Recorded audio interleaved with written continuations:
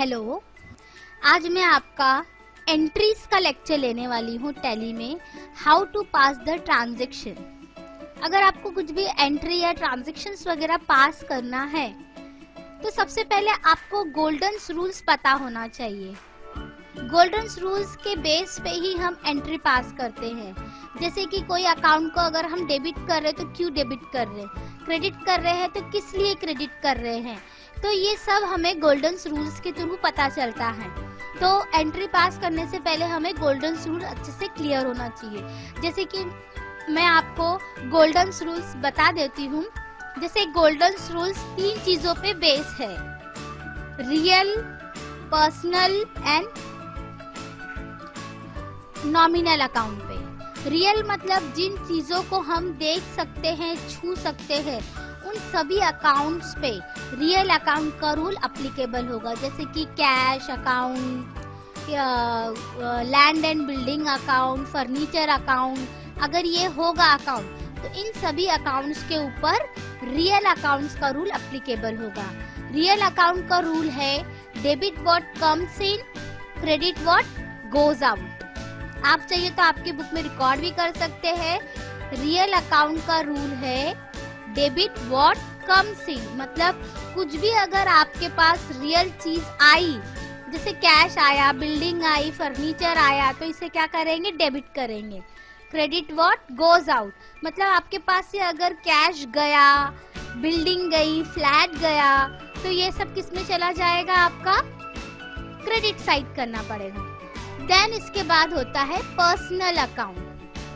Personal मतलब bank account, capital, loan, investment, ये सब किस में आएंगे, आपका पर्सनल अकाउंट में आएंगे। जैसे पर्सनल अकाउंट में 2 होते हैं, पर्सनल, इम्पर्सनल भी होता है, मगर आपको पर्सनल रूल का रूल एप्लीकेबल बता देती हूँ। Debit the receiver, credit the giver, मतलब जब भी हम कुछ लेंगे तो क्या करेंगे, डेबिट करेंगे, जब भी कुछ देंगे तो क्या करेंगे, क्रेडिट करेंगे। इसके बाद होता है नॉमिनल। नॉमिनल में कौन कौन से रूल्स आते हैं? नॉमिनल में salary, rent, wages, bill payable, bill receivable, ये सभी अकाउंट्स किस में आएंगे, नॉमिनल में आएंगे।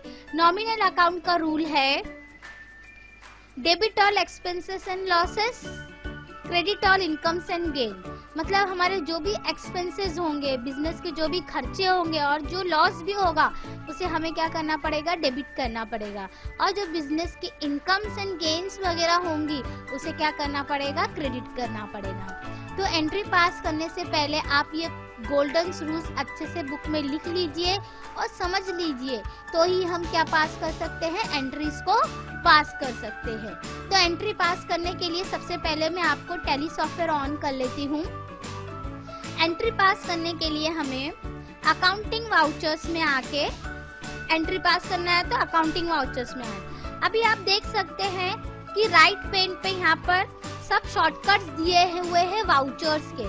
वाउचर्स मतलब बुक। जिस तरह स्कूल्स वगैरह में हमारी मैथ्स की बुक अलग होती है, ज्योग्राफी की बुक अलग होती है, मैथ्स की बुक अलग होती है, इंग्लिश की बुक अलग होती है, साइंस की बुक अलग होती है ना, अलग अलग बुक।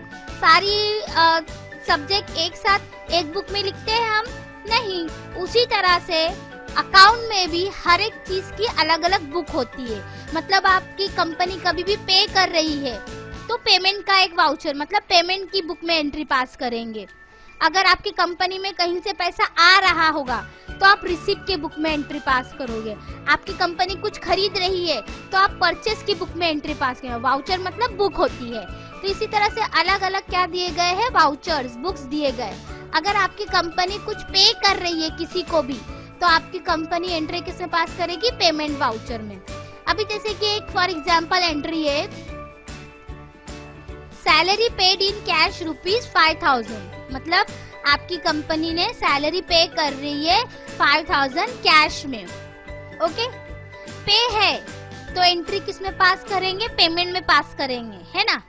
इसलिए मैंने पहले क्या ऑन कर लिया, पेमेंट वाउचर। पेमेंट वाउचर के लिए शॉर्टकट की कीबोर्ड से F5 प्रेस कर सकते हैं या तो इधर से।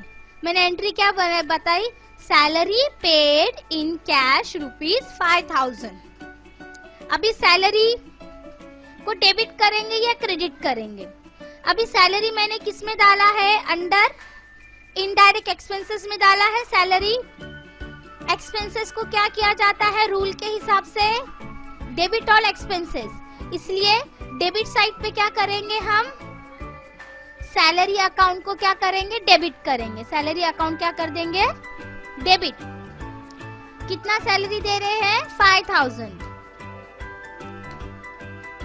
Salary paid in cash ₹5,000। पे करेंगे पैसे में, मैंने पैसा दिया, पे किया मतलब देना।